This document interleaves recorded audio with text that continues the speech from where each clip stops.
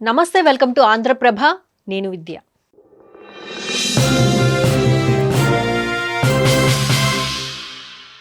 ఉగ్రవాదాన్ని పాకిస్తాన్ యుద్ధ వ్యూహంగా మార్చుకుంది.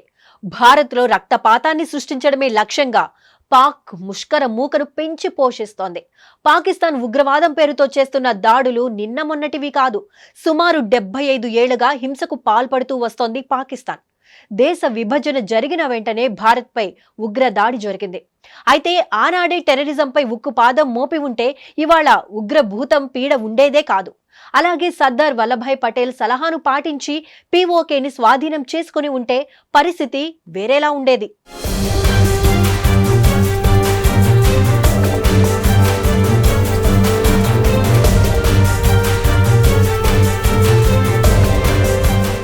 పంతొమ్మిది 1947లో భారత్ను 3 ముక్కలుగా విభజించారు. అదే రోజు రాత్రి కశ్మీర్పై మొదటి ఉగ్రవాద దాడి జరిగింది. ముజాహిద్దీన్ పేరుతో కశ్మీర్లోని కొంత భాగాన్ని పాక్ బలవంతంగా ఆక్రమించింది. ఆ రోజే ముజాహిద్దీన్లను అంతం చేసి పీఓకేని స్వాధీనం చేసుకుని ఉండాల్సిందే. దీనిపై సర్దార్ వల్లభాయ్ పటేల్ సలహా ఇచ్చినప్పటికీ అప్పటి ప్రభుత్వం అంతగా పట్టించుకోలేదని తెలుస్తోంది. దీని పర్యవసానమే గత 75 సంవత్సరాలుగా భారత్లో రక్తపాతం.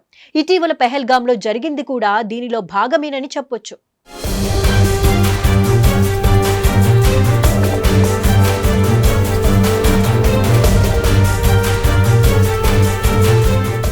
భారత్ శక్తి సామర్థ్యాలు ఏంటనేది పాకిస్తాన్ కు బాగా తెలుసు.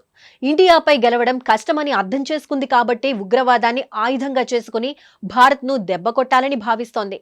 కానీ గతంలో తప్పిదాలు మరోసారి రిపీట్ కాకుండా ఉగ్రవాదం పేరుతో ఉన్న భారత్ కు గుచ్చుకుంటున్న ముళ్లన్నింటినీ పీకి పారేస్తామన్నారు ప్రధానమంత్రి నరేంద్ర మోదీ. ఉగ్రవాదాన్ని ఇప్పటి వరకు ఇండైరెక్ట్ వార్గానే భావించేవాళ్లం, కానీ మే 6 తర్వాత ఇది పరోక్ష యుద్ధం కాదని అర్థమైందని అన్నారు. 9 ఉగ్ర శిబిరాలను కేవలం 22 నిమిషాల్లోనే భారత్ ధ్వంసం చేసిందని అన్నారు. మన వాళ్లు ఎవరైనా సాక్ష్యాలు అడుగుతారనే ఈసారి కెమెరాలు కూడా ఏర్పాటు చేసినట్లు పేర్కొన్నారు. అయితే ఇప్పుడు ఆ సాక్ష్యాలను మనం ఇవ్వాల్సిన పని లేకుండా అక్కడి వారే ఇస్తున్నారని చెప్పారు. ఇక ఉగ్రవాదం పేరుతో దుస్సాహసానికి పాల్పడితే భారత్ విశ్వరూపాన్ని చూడాల్సి వస్తుందన్నారు ప్రధానమంత్రి నరేంద్ర మోదీ.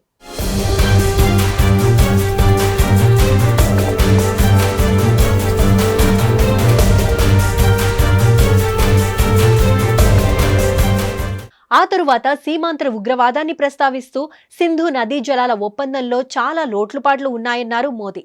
నదీ పంపకం సరైన రీతిలో జరగలేదని అన్నారు. అంతేకాదు కశ్మీర్లోని ఆనకట్టల పూడిక తీతను కూడా నిషేధించే నిబంధనలు ఉన్నాయని చెప్పారు. ఈ క్రమంలోనే సింధు జలాల ఒప్పందాన్ని రద్దు చేసి మన డ్యాముల్లో నీటి సామర్థ్యాన్ని పెంచుకుంటే పాక్ మండిపడుతోందని అన్నారు. ఇక ఉగ్రవాదాన్ని సమూలంగా అంతం చేయడంతో పాటు పీఓకేను భారత్ తిరిగి స్వాధీనం చేసుకోవాలని డిమాండ్స్ దేశవ్యాప్తంగా వినిపిస్తుండటం విశేషం.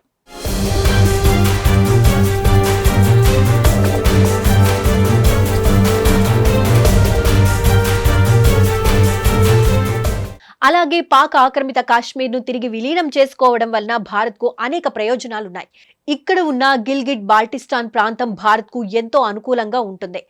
ఆసియా, ఆఫ్ఘనిస్తాన్లకు నేరుగా చేరుకోవచ్చు. అలాగే రష్యా నుంచి నేరుగా పైప్ లైన్ ఏర్పాటు చేసి ఆయిల్ను దిగుమతి చేసుకునే ఛాన్స్ ఉంటుంది. మరోవైపు పీఓకే చాలా దేశాలతో సరిహద్దులు కలిగి ఉంది. ఈ నేపథ్యంలోనే చైనా తన వాణిజ్యపరమైన అంశాలను పీఓకే ద్వారానే కొనసాగిస్తూ వస్తోంది.